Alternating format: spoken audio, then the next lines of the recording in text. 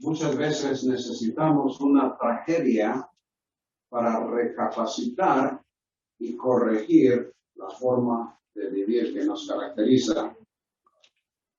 Si la tragedia resulta en reflexión y recapacitación para una nueva orientación, entonces hay esperanza. Pero muchos no llegan a esa reflexión y el espiral continúa en descenso y desesperación sin solución hasta que todo se disipa, incluyendo la vida. Ignorar repetidamente el mensaje de Dios resultó en la tragedia que el pueblo de Judá y Jerusalén experimentaron, aunque pensaban por mucho tiempo que no llegaría. Judá y Jerusalén fueron arrasadas por Babilonia. Jerusalén yacía destruida, incluyendo el templo de Dios. Muchos muertos en la invasión, otros aprisionados en exilio.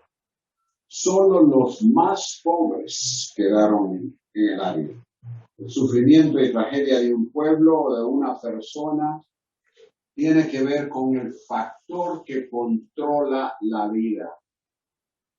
Y en la mayoría de los casos, como sucedió para Judá y Jerusalén, para la mayoría de los casos, lo que controla esa vida es la cultura y lo que predomina en la sociedad que se vive.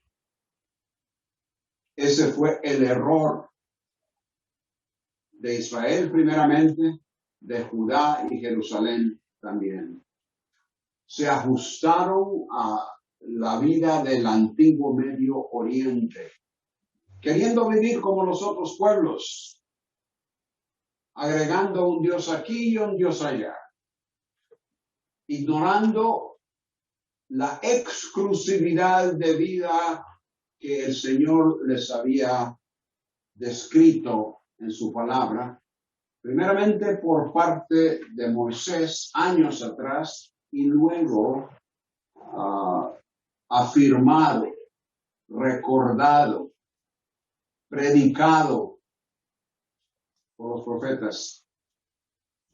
La Biblia declara que lo que hay en el mundo, los deseos de la carne, los deseos de los ojos y la vanagloria de la vida, no proviene de Dios. Ese sistema, ese pensar, esa conducta que en muchas ocasiones se considera lo normal y aceptable, es precisamente lo que Dios desea que evitemos. Judá y Jerusalén no lo hicieron. Y como resultado tenemos este libro de Lamentaciones. Lamentaciones por las consecuencias. Esperamos que nosotros no tengamos que lamentarnos tanto en la vida, por lo menos no porque nosotros hemos abandonado lo que Dios nos dice, sino porque quizás, como siendo humanos, cometemos errores, pero que deseamos que con la dirección del Señor, su palabra y su espíritu, podamos corregir. Lo que tenemos aquí en estos versículos ya para terminar, y ahora sí, digo, prometo, es el último lamento, no más. Lo que tienen ahí en sus bosquejos como resumen, descrito por estos versículos 11 al 22, es que la opresión sobre los habitantes de Jerusalén les causó tristeza y desánimo. Y confesando que su pecado era la razón para su sufrimiento, Lamentaron la ruina de la ciudad y reconocieron la permanencia de Jehová, solicitándole que a pesar de su gran ira, una ira justa, una ira santa, les restaurara a lo que fueron antes. En vías de aplicación para nosotros, el pecado ocasiona tristeza. Algunos piensan que vivir en pecado les da felicidad,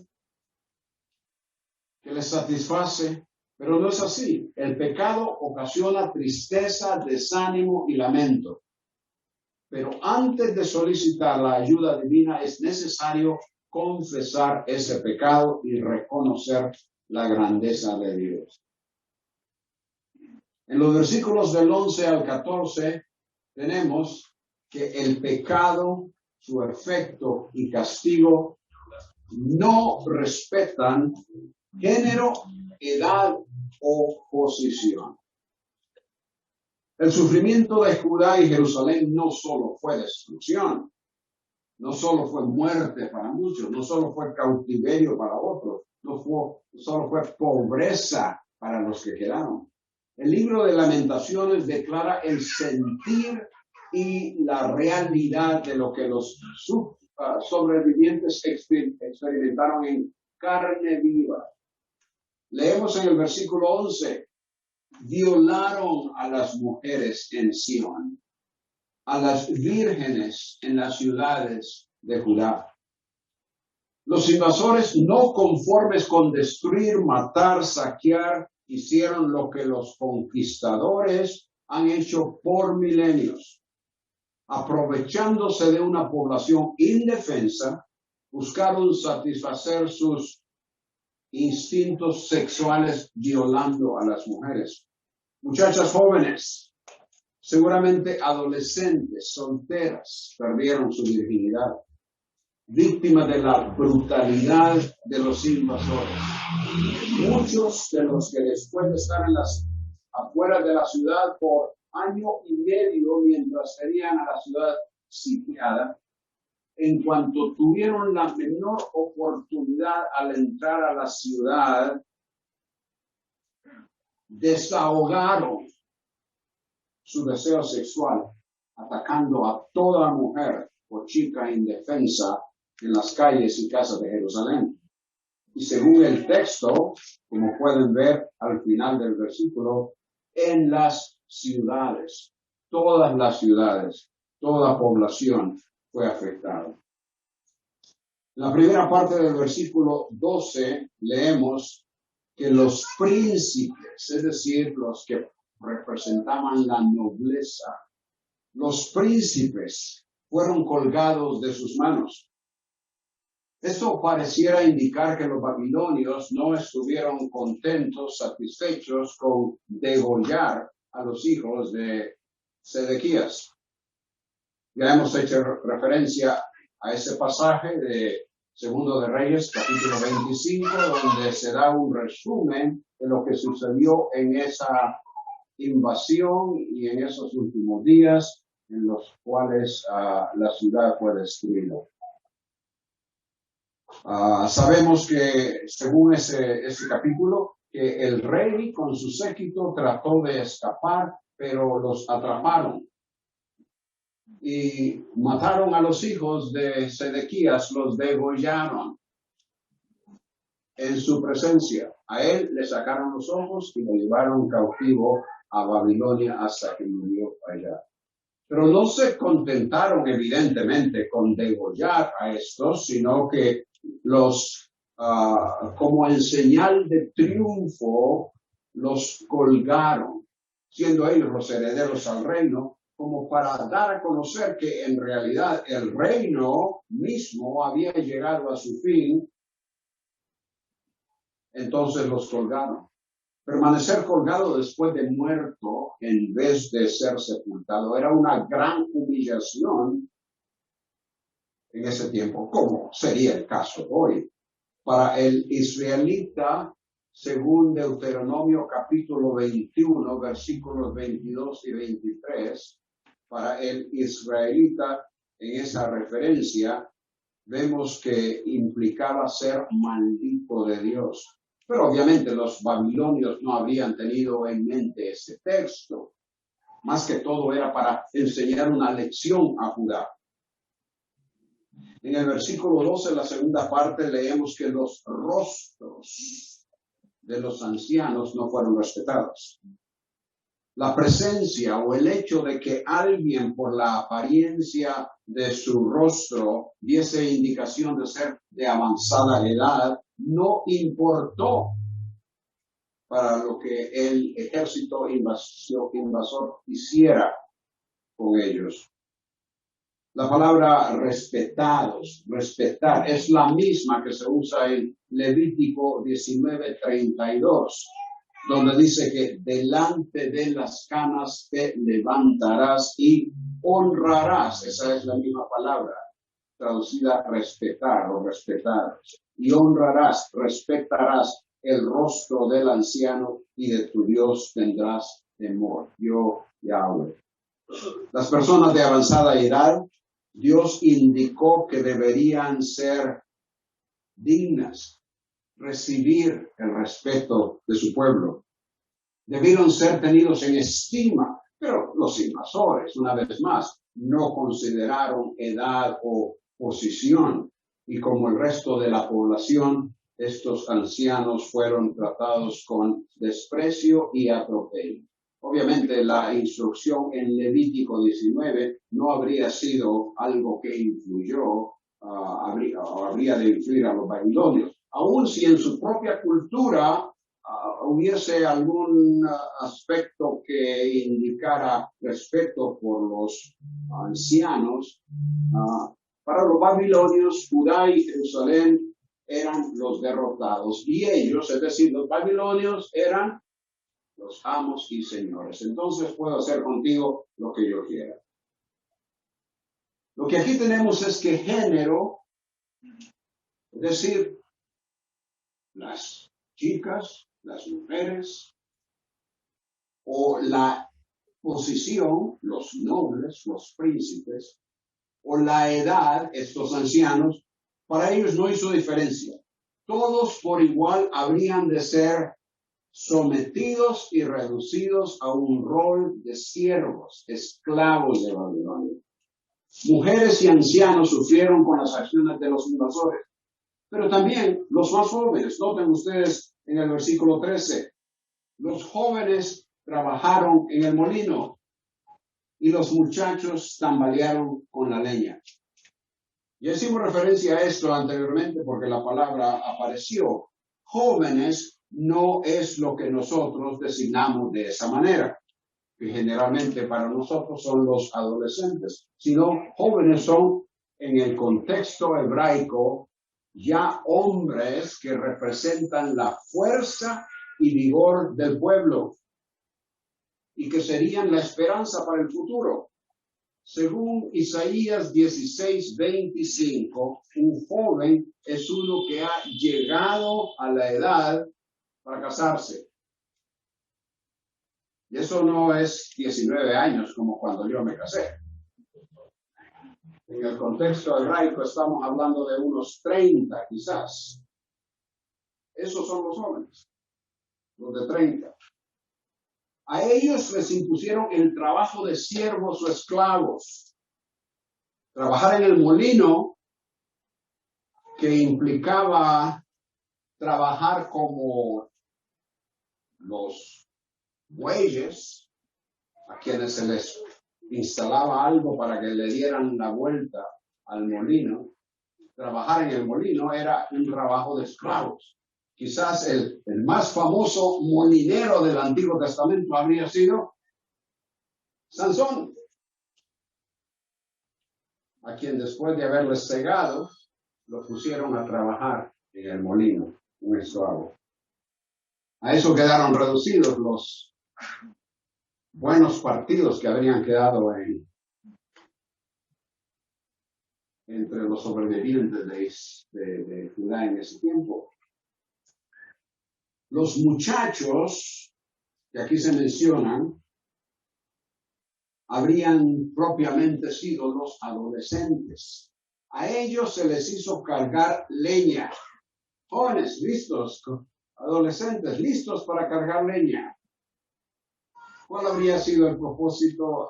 No estoy seguro, pero obviamente para servir a los, que esto sirviera de alguna forma u otra a los invasores.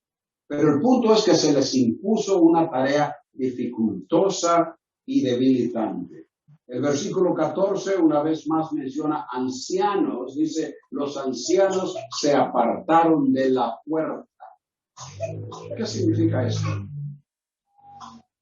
Nuevamente una referencia a los ancianos, pero en este caso el contexto al hablar de la puerta indica que estos eran los que por su edad y experiencia eran líderes y jefes de familias y clanes.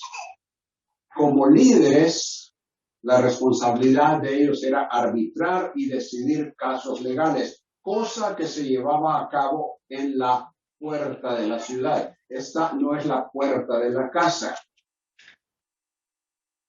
no es la puerta del templo, es la puerta de la ciudad. Allí se congregaban los ancianos que tenían responsabilidades para juzgar casos legales. A ellos se les traía esto y decidían. Pero ya no estaban, porque ya no tenían autoridad. La autoridad estaba en manos de los babilonios. Y dice que los jóvenes de su música ya no tenían con su teléfono, no, se los quitaron, sería, pero ya no tenían chance de, en ese tiempo obviamente, tocar su flauta, asistir a los festivales, los entretenimientos que daban lugar a socializarse. Estaba todo bajo una autoridad diferente cuyo primordial interés no era administrar justicia y resolver casos, sino afirmar su poder sobre ellos, que había venido a ser provincia del imperio babilonio. Como los ancianos se apartaron de su lugar de actividad, los jóvenes, se dice, se apartaron de su música. La vida de los jóvenes, de los viejos, los niños, las mujeres, las chicas, los jóvenes, los adolescentes, para todos ellos, la vida fue drásticamente alterada, interrumpida, cuando las diversas actividades ya no podían realizarse. Toda la población, sin excepción, fue sujeta a atropellos, golpes, despojos de propiedades y pertenencias, muerte para unos y toda clase de limitaciones para los sobrevivientes. Un resumen en cuanto a lo sucedido con la población se encuentra en Segundo de Crónicas, capítulo 36, versículos 15 al 17. Yahweh, Dios de sus padres, les envió palabras repetidas veces por sus mensajeros, porque él tenía compasión de su pueblo y de su morada. Pero ellos continuamente se burlaban de los mensajeros de Dios, despreciaban sus palabras y se mofaban de sus profetas, hasta que subió el furor del Señor contra su pueblo. Y ya no hubo remedio. Entonces él hizo subir contra ellos al rey de los caldeos, que mató a espada a sus jóvenes en la casa de su santuario, y no hubo compasión del joven, ni de la virgen, del viejo, ni del débil. A todos ellos entregó en su mano. ¿Qué nos dice esto a nosotros? El pecado, su efecto y castigo no respetan género, edad o posición. Como Judá y antes de ellos Israel, Todos nosotros estamos en peligro de caer en pecado y de rehusar reconocerlo, persistir en él y tener que sufrir los resultados.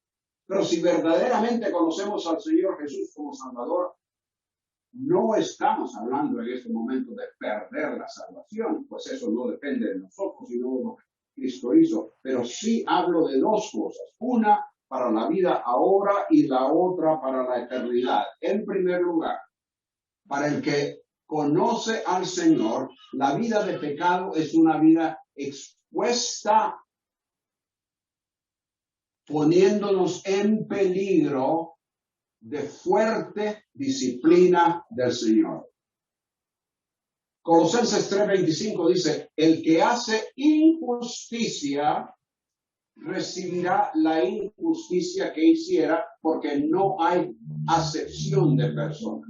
Ahora, hacer injusticia significa, literalmente, cuando vemos a esa palabra, tanto en el Antiguo como en el Nuevo Testamento, tanto en el hebreo como en el griego, significa hacer mal, hacerlo erróneo, lo que no es justo delante del Señor. Por eso es injusticia, no justicia.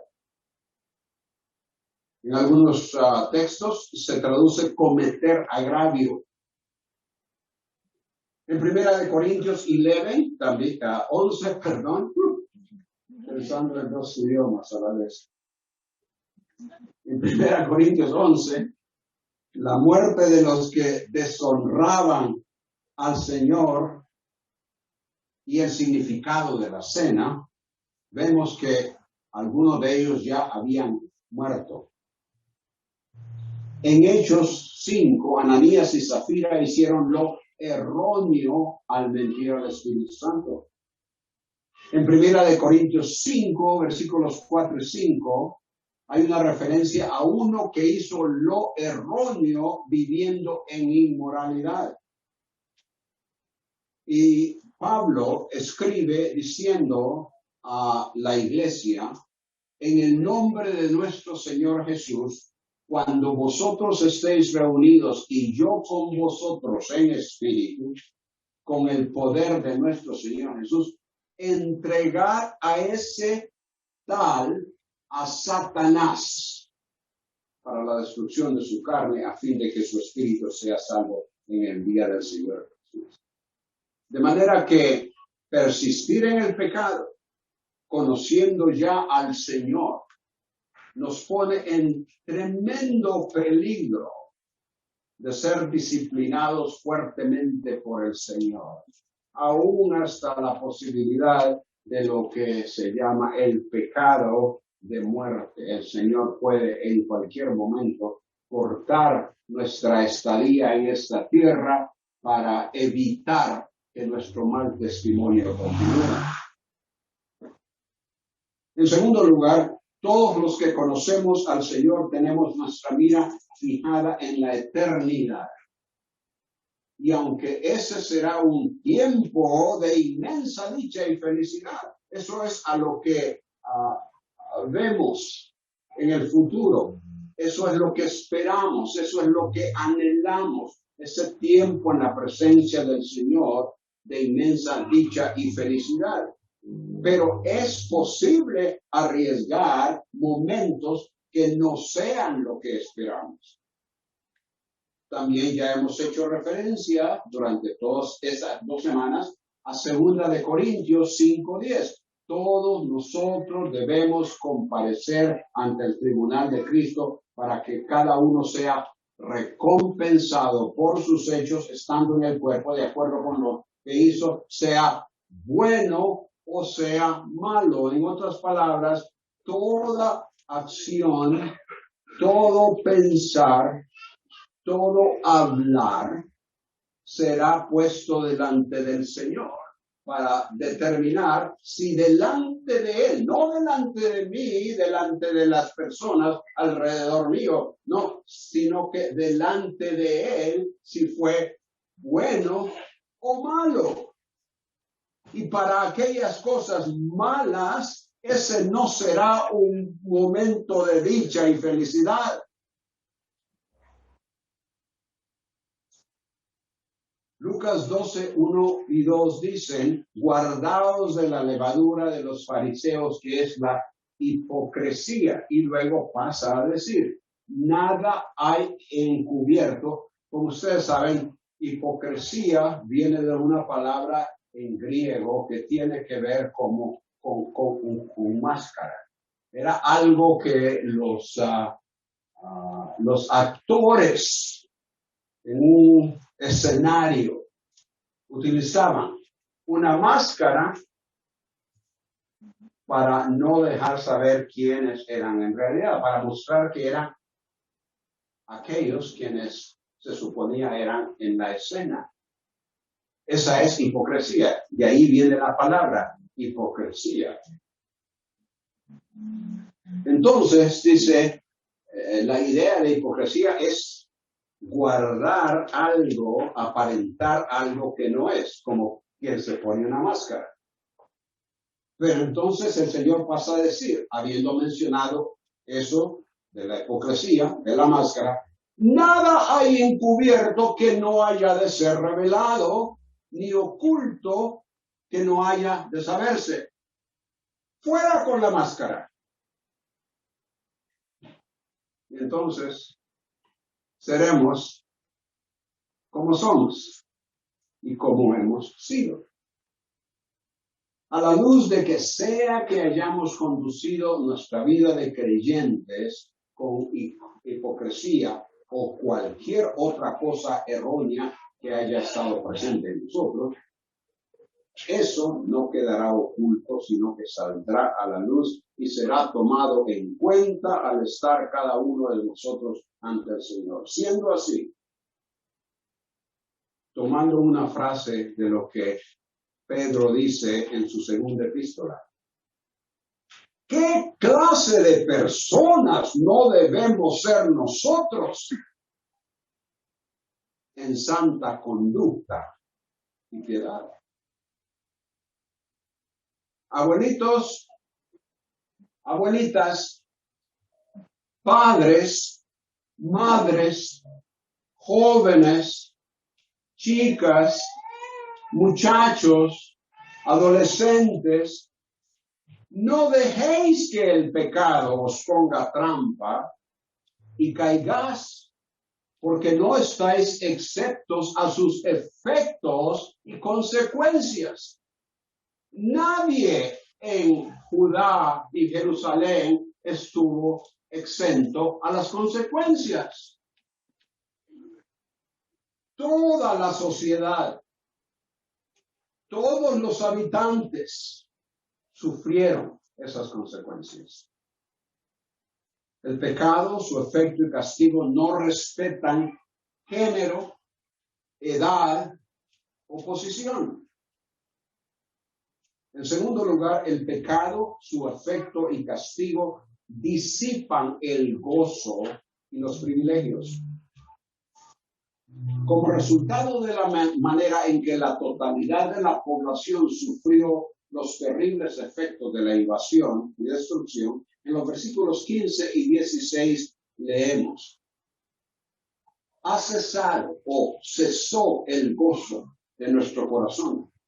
Se volvió en duelo nuestra danza, cayó la corona de nuestra cabeza. ¡Ay de nosotros porque pecamos! Vemos cómo la opresión en el versículo 15 del invasor causó un cambio radical en la población que le hizo decaer en su estado de ánimo, entristeciendo a todos, haciendo desaparecer cualquier indicio de alegría y más bien encerrando a los sobrevivientes en un estado lúgubre, en un ambiente de tristeza. El gozo del corazón, aunque quizás haya incluido satisfacción en general, alegría de los habitantes de Judá y Jerusalén, en el contexto inmediato, por lo que sucedió y que es la razón para el cese del gozo, tenemos que referirnos a 2:15 de este libro, de Lamentaciones. En 2:15 dice, baten palmas contra ti todos los que pasan por el camino. Silban y mueven sus cabezas contra la hija de Jerusalén, diciendo, y aquí está la pregunta, ¿es esta la ciudad de la cual decían la perfección de la hermosura, el gozo de toda la tierra? Viendo la destrucción, los que pasaban se burlaban de la ciudad con ademanes y sonidos, ya que en esos momentos Jerusalén no representaba la reputación que sus habitantes decían que tenía. No era el gozo de toda la tierra. No era la perfección de la hermosura. Ambos salmos que identificaron así a Jerusalén en vista de que Yahweh escogió dar a conocer su presencia de su pueblo en ese lugar y específicamente en el templo,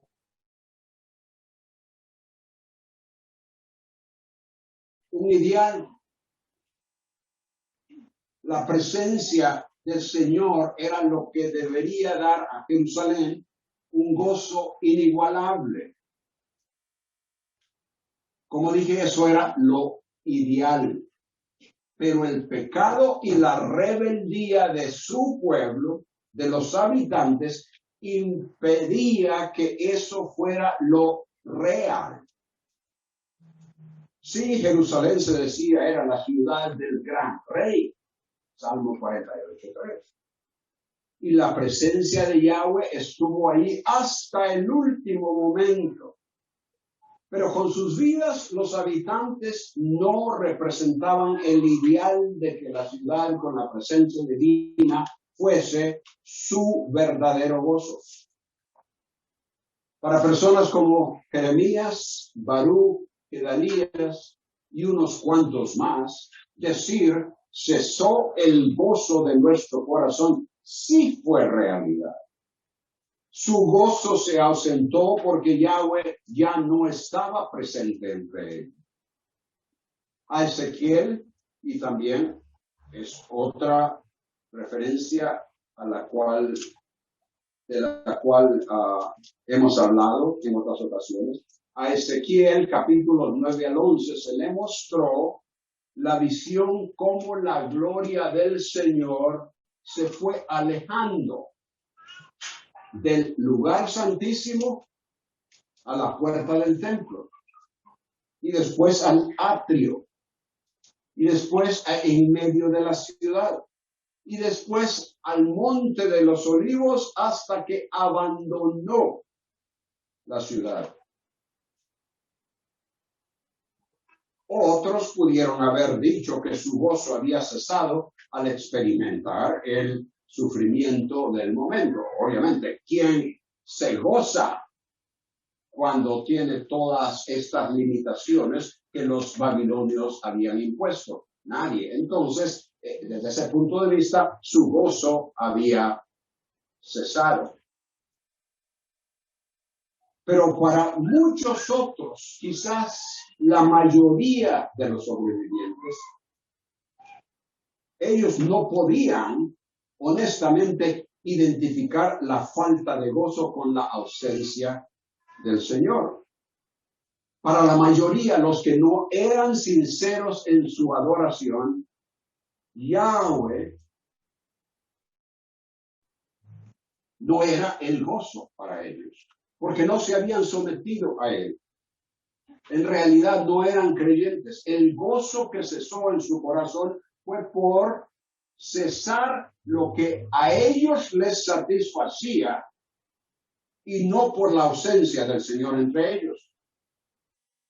El gozo que cesó en su corazón no era el gozo del Señor, sino que cesó la satisfacción que derivaban de su pecado.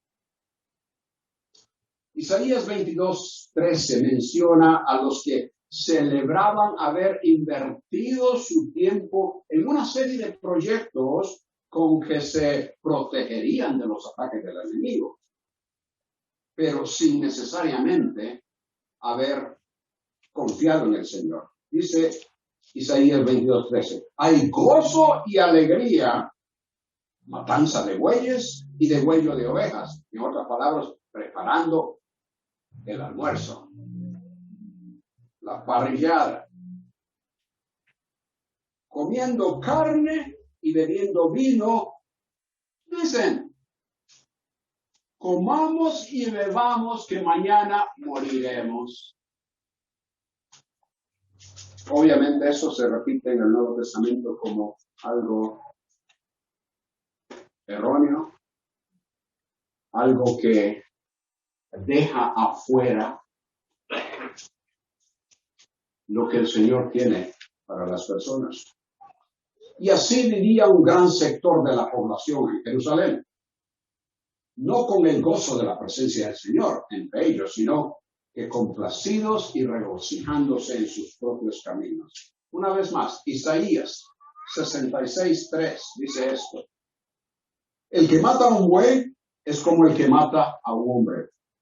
El que sacrifica a un cordero como el que desnuca a un perro.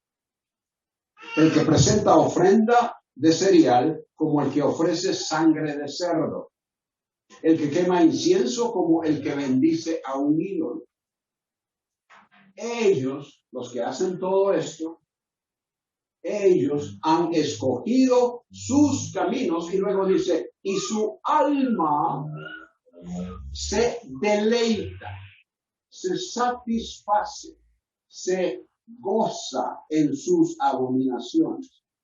Lo que este versículo nos indica es que estos traían sacrificios, ofrendas, todo lo que supuestamente deberían de traer según lo que Levítico les enseñaba.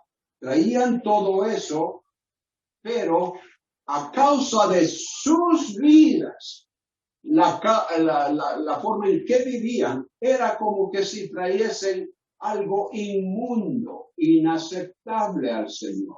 En vez de un cordero, un perro. En vez de incienso, como que si estuviesen bendiciendo a un ídolo. Todo esto por la forma en que vivían.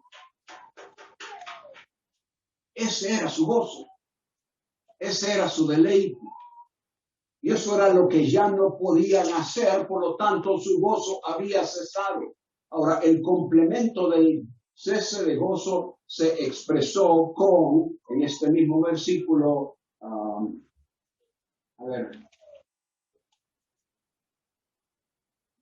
versículo 15, la segunda parte, se ha convertido o se volvió en duelo nuestra danza. Una celebración da lugar al gozo. Y el gozo en el contexto, escúchenme bien, en el contexto israelita se demostraba danzando. La danza era parte de la cultura de los pueblos del antiguo Medio Oriente. Se menciona un número de veces en el Antiguo Testamento como expresión de gozo con relación a algo que el Señor ha hecho a favor o beneficio de su pueblo. Y la danza aparece como una expresión de gozo espontáneo, dando a entender que el propósito era una celebración de alabanza a Dios y no una actuación coreográfica o una actividad de entretenimiento. Era algo que estaba en acorde con la pureza, santidad y rectitud de Yahweh. En Éxodo 15, 20 y 21 es la primera vez que esto aparece en el Antiguo Testamento. Miriam, la profetisa hermana de Aarón, tomó en su mano el pandero y todas las mujeres salieron tras ella con panderos y danzas. Y Miriam les respondía, cantad al Señor, porque ha triunfado gloriosamente, al caballo y su jinete ha arrojado al mar. En Jeremías 31, que tiene que ver con el nuevo pacto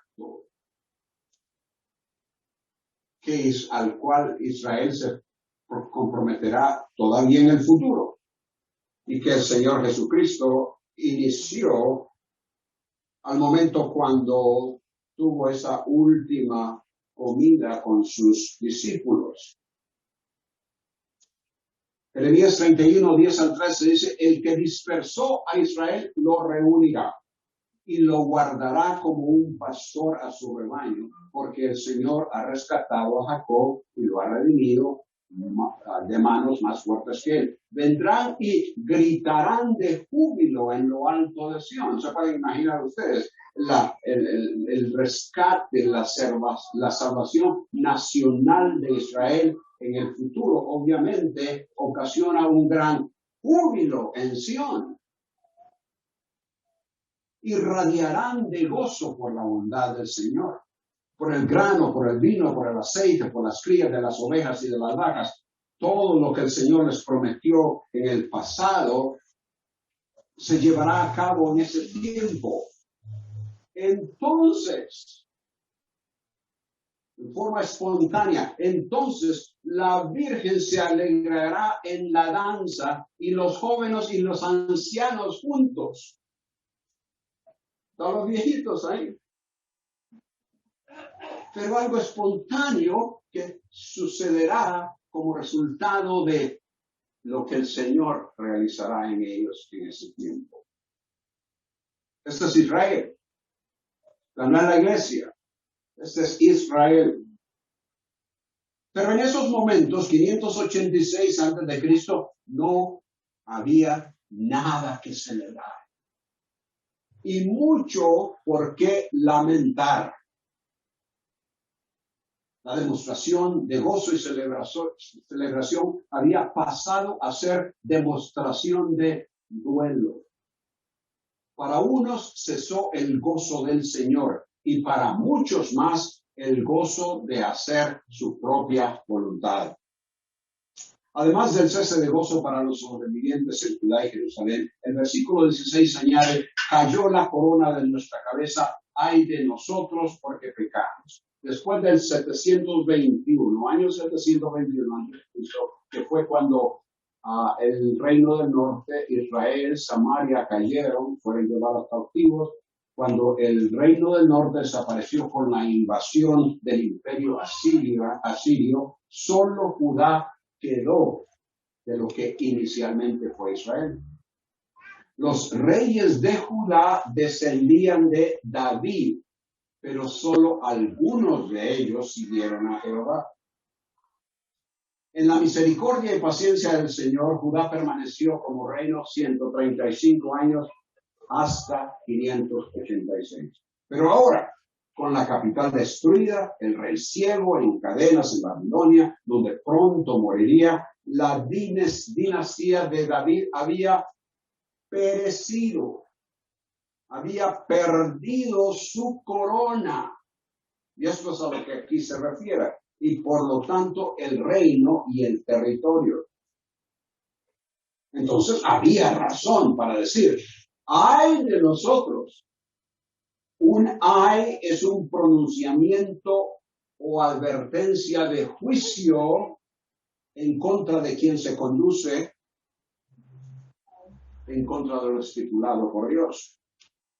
En este caso, el ay se autopronuncia en vista del juicio y los efectos que han ya ocurrido. Había razón para hacerlo. Porque además del cese de gozo de la población, se disipó para ellos el privilegio que habían tenido como pueblo especialmente favorecido por Dios con su presencia.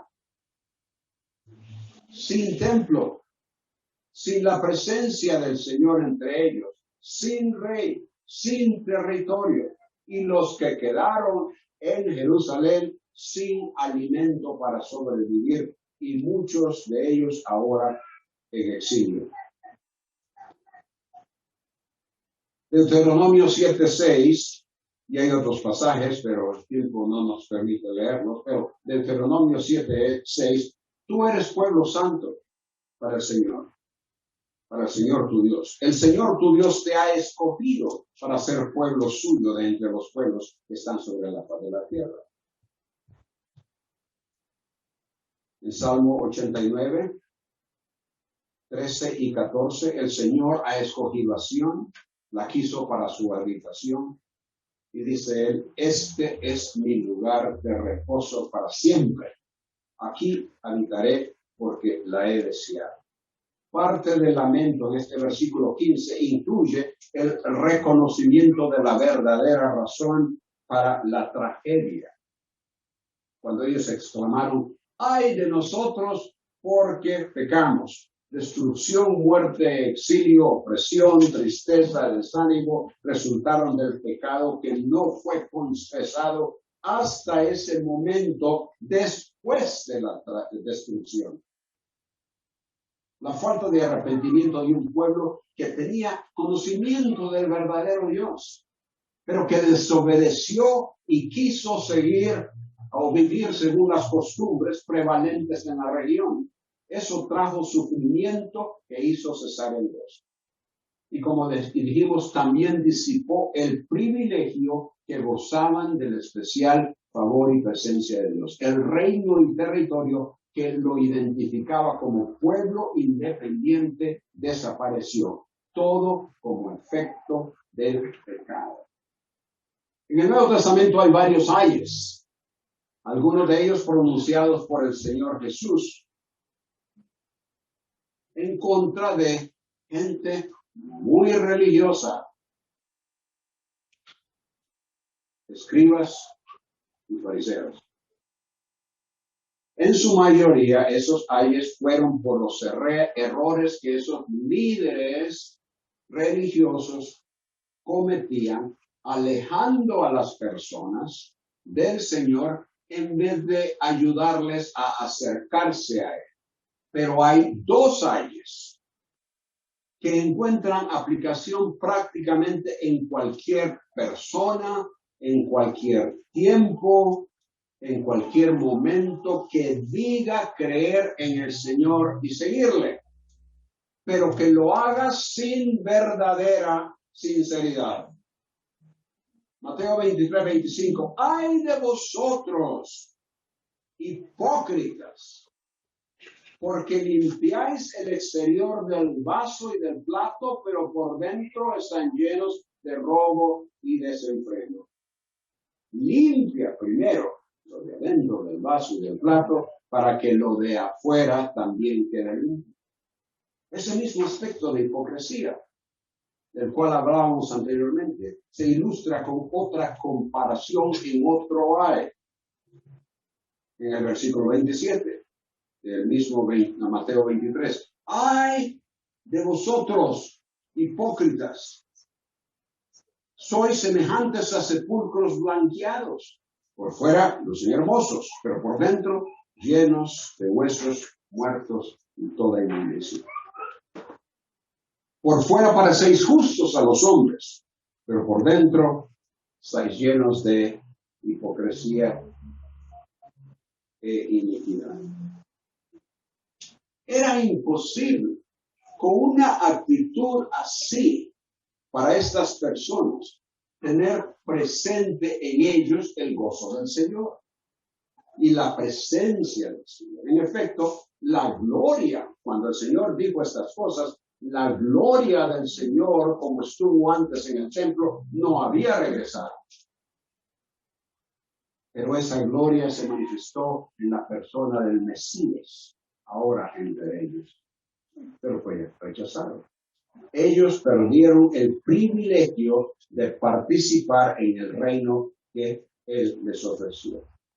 También hubo falta de sinceridad con presencia de hipocresía en la generación que en el 586, con la invasión babilonia, perdió su gozo y privilegio de la presencia divina.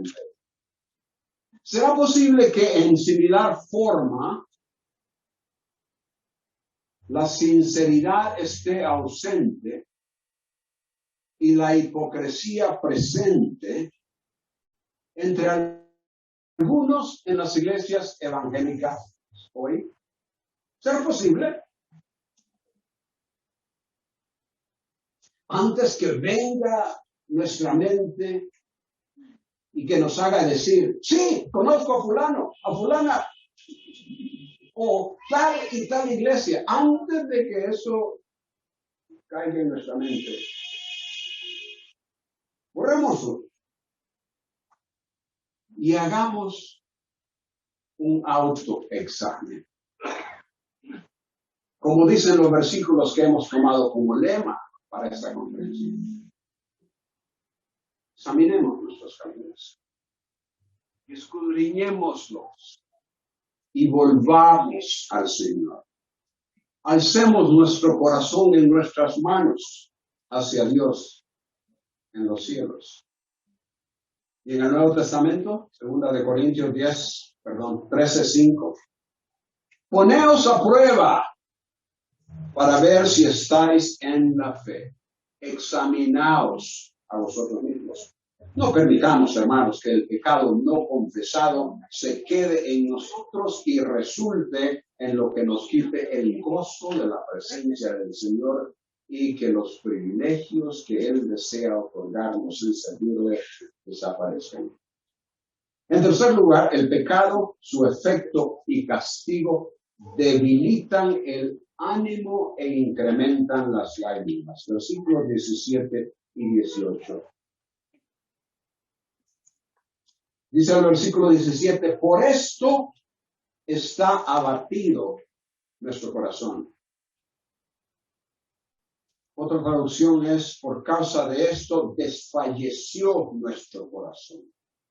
Por causa de estas cosas se nublan nuestros ojos. Todo el efecto de la catástrofe, de la caída y destrucción de Jerusalén, todo ese efecto en los diversos miembros de la población del territorio de Judá, produjo un decaimiento en el ánimo y fuerza de la gente que a la vez resultó en ojos llenos de lágrimas. Esa traducción desfalleció se usa en 1:13 con referencia a lo que el Señor hizo contra Jerusalén. La dejó desfallecida. El término literalmente significa enferma. En 1:13 dice que ha extendido, es decir, el Señor ha extendido una red a mis pies, es lo que Jerusalén está diciendo. Me ha hecho volver atrás, me ha dejado desolada, desfallecida, enferma todo el día. La ciudad sintió como que si el Señor la hizo retroceder sin poder ir ella hacia adelante. Jerusalén fue atrapada y consecuentemente destruida. Los que sobrevivieron quedaron desfallecidos, literalmente enfermos.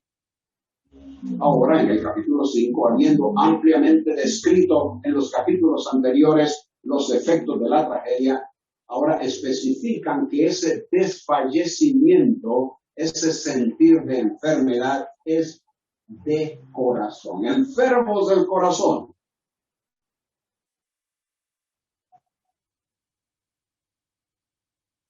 Así es, los muchos golpes que experimentamos en la vida producen un sufrimiento interno que no es necesariamente físico, pero que nos hace sentir como que si estuviéramos literalmente enfermos. Con todo lo sucedido, lo experimentado por los sobrevivientes en Jerusalén, ese desfallecimiento interno se manifestó externamente al punto de nublar sus ojos.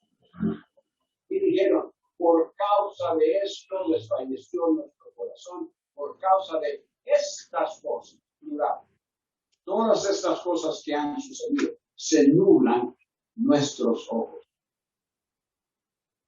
En el versículo 18, entre todo lo descrito, Ahora el escritor pasa a especificar lo que en forma muy especial para los verdaderos adoradores de Yahweh significaba la mayor razón para su desfallecimiento, desánimo, tristeza y lágrimas. Dijeron, por causa del monte Sión, que está asolado, las zorras merodean en él. El monte Sión en Jerusalén era el lugar donde el templo había estado. Y ahora yacía en ruinas y abandonado.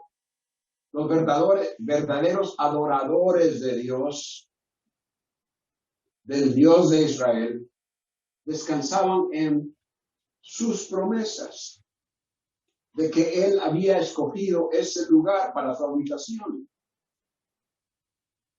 Y esas palabras, por ejemplo, Salmo 132, versículos 13 al 16, en que el Señor dice que este es mi lugar de reposo para siempre. Palabras dadas a David unos 400 años antes.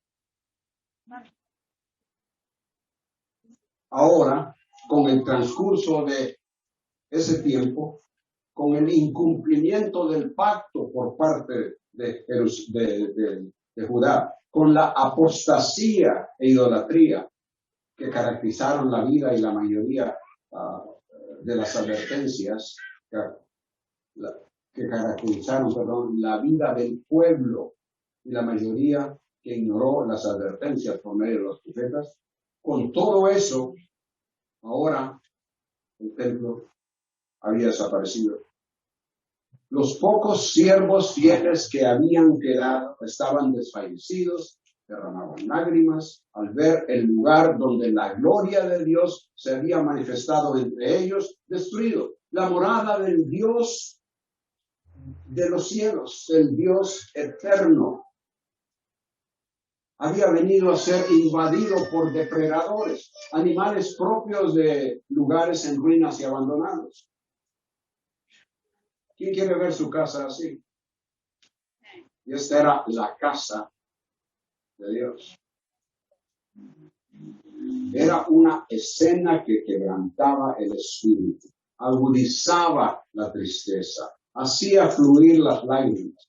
Todo causado por el persistente pecado y el castigo que al fin había llegado.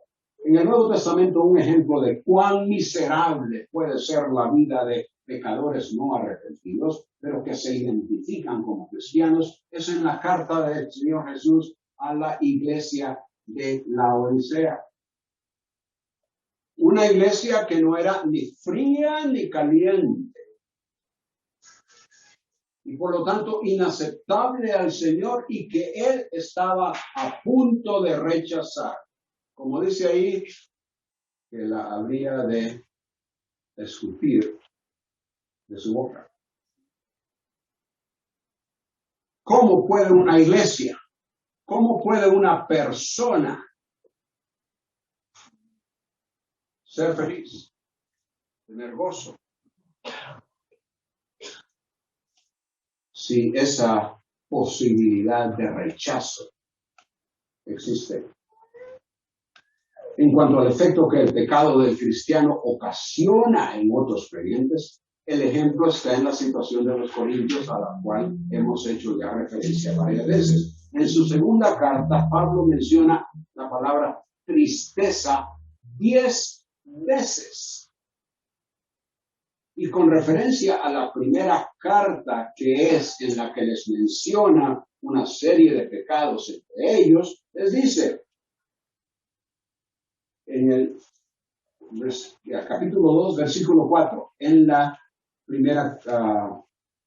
segunda carta, segunda de Corintios 2:4. Pues por la mucha aflicción y angustia de corazón. Ese era el efecto que el pecado de la iglesia en Corinto había tenido en Pablo. Aflicción, angustia de corazón. Os escribí con muchas lágrimas. Y eso particularmente referente al que estaba viviendo en inmoralidad. y acerca de lo cual ellos no habían hecho nada. Pero que a raíz de esa primera carta, la situación se corrigió y el fulano se arrepintió. El punto a enfatizar con relación al efecto del pecado en el pueblo de Judá, con lo sucedido en Jerusalén, es que ese mismo desfallecimiento, tristeza y lágrimas que ellos tuvieron, Pablo tuvo con la situación en Corinto. Y toda iglesia atraviesa cuando alguien o algunos entre ellos persisten en pecar sin arrepentimiento y se entregan al castigo de Dios. Uno de los momentos más tristes en mi vida fue cuando nos dimos cuenta del pecado y el cual uno de nuestros misioneros vivía. Todo parecía que estaba bien, pero la hipocresía estaba presente. Y al darnos cuenta, ese fue un día, una semana, un tiempo muy difícil. Para mí en lo personal y para toda la misión. Y esa es la situación para una iglesia. El pecado trae gran efecto negativo, debilita el ánimo e incrementa las lágrimas. Versículos 19 al 22 y ahora terminamos. 19 al 22. El cuarto punto, a pesar del pecado, la permanencia eterna de Dios nos ofrece la oportunidad de oración y restauración. Tal como habría sido con las palabras de confesión y esperanza a través de todas las lamentaciones, los últimos versículos reflejan el sentir de los que se habían mantenido fieles al Señor. Palabras con las que posiblemente algunos que eran culpables del pecado por el cual el juicio llegó a Jerusalén, ahora quizás con arrepentimiento se unían al sentir de los fieles. En los dos versículos previos se expresó el dolor, la tristeza que le causó a Jerusalén, específicamente al monte de Sión, donde había estado el templo. La tristeza que la destrucción causó entre los verdaderos fieles al Señor. Ahora, ¿significaba eso que porque la morada de Yahweh, el templo en el cual había manifestado él su presencia, significaba que porque eso estaba destruido, que él había cesado de existir? Que ya no era Dios? Los verdaderos creyentes no consideraron que eso era así. Si ustedes leen Jeremías 42, 43 y 44, esos tres capítulos, con especial atención al capítulo 44, versículos 15 al 19, si leen esos pasajes, verán que la gran mayoría de sobrevivientes, a pesar de la oportunidad que se les concedió, nunca creyeron ni adoraron al Señor y que su intención era continuar en la idolatría que habían practicado por años. Pero para los que eran fieles a él y para los pocos que quizás se convirtieron a raíz de los sucesos del 586, su pensar y actitud fue todo lo contrario, como los últimos versículos lo indican. El templo en Jerusalén, la ciudad misma y aún la población podía desaparecer, pero el Dios de Israel permanece para siempre. El lugar estaba en ruinas, Pero en el lamento ellos reconocieron la permanencia divina diciendo, tú, oh Yahweh, Señor Jehová, reinas para siempre.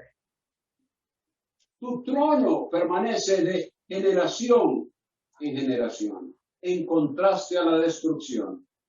El escritor reconocía la realidad de la eterna presencia, permanencia y autoridad real del Dios de Israel. Una ciudad o un mundo pueden pasar, pero el trono de Dios, símbolo de su soberano poder, el trono de Dios en el cielo, no desaparece. Esa afirmación de fe estaba basada en la revelación que le fue dada a Moisés acerca del Dios que ya antes había aparecido a los patriarcas. Éxodo 3:15.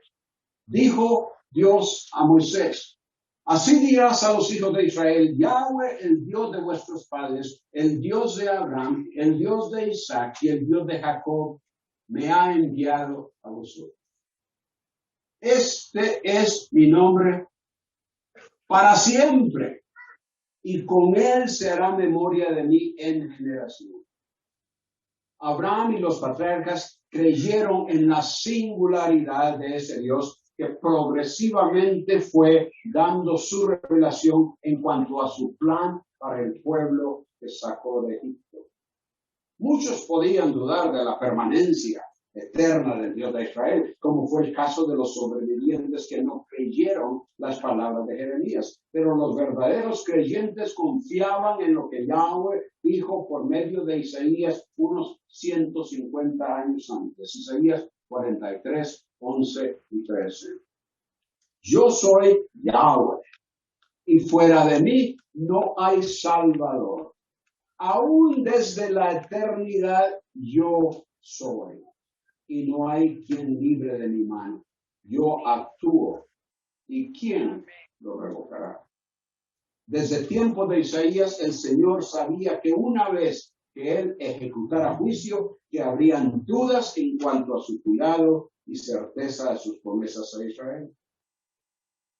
Una vez más, Isaías 40 ahora, 27-28. ¿Por qué dices, Jacob, y afirmas, Israel, escondido está en mí el camino del Señor, y mi derecho será inadvertido a mi Dios?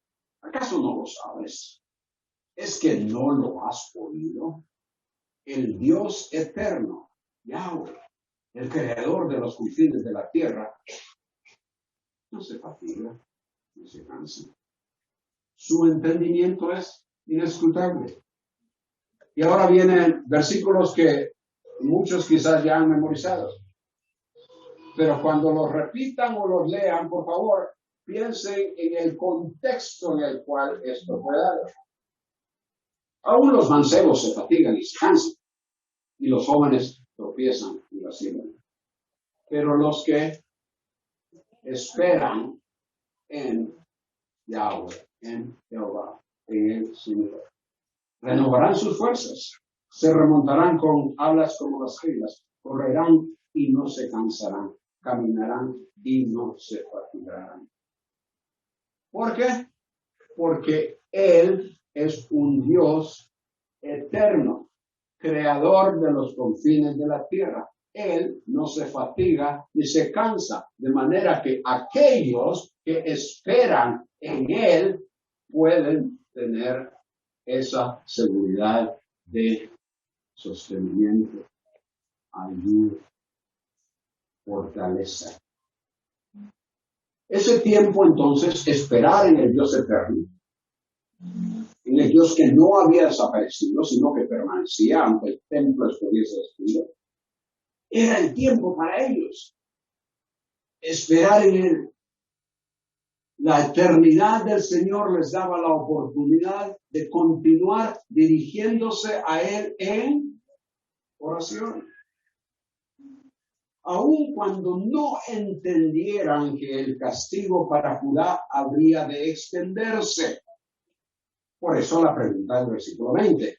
¿Por qué te olvidas, para siempre de nosotros y nos abandonas a perpetuidad.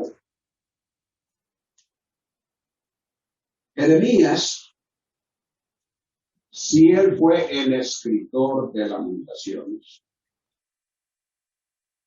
en realidad no compartía esa pregunta de que el Señor se olvidara para siempre. Porque en Jeremías 25, 11 y 12 se especifica, el Señor le dice a Jeremías que el cautiverio duraría 70 años y que después de eso Él los traería de regreso. Aunque ya el escritor había reconocido el pecado como razón para la tragedia, la magnitud de la destrucción, muerte y exilio les hizo comprender el peligro de ser totalmente rechazados por Dios. ¿Sería posible que Dios se alejara permanentemente? Creo que esa pregunta del versículo 20 es en cierta forma retórica, indicando la imposibilidad de que tal cosa se lleve a cabo. Y a la vez esa pregunta prepara el terreno para la petición del versículo 21. Restáuranos, oh Señor, y seremos restaurados. Renueva nuestros días como de antaño. Ahora, esa traducción restáuranos. No sé en estos momentos qué es lo que Reina Valera tenga.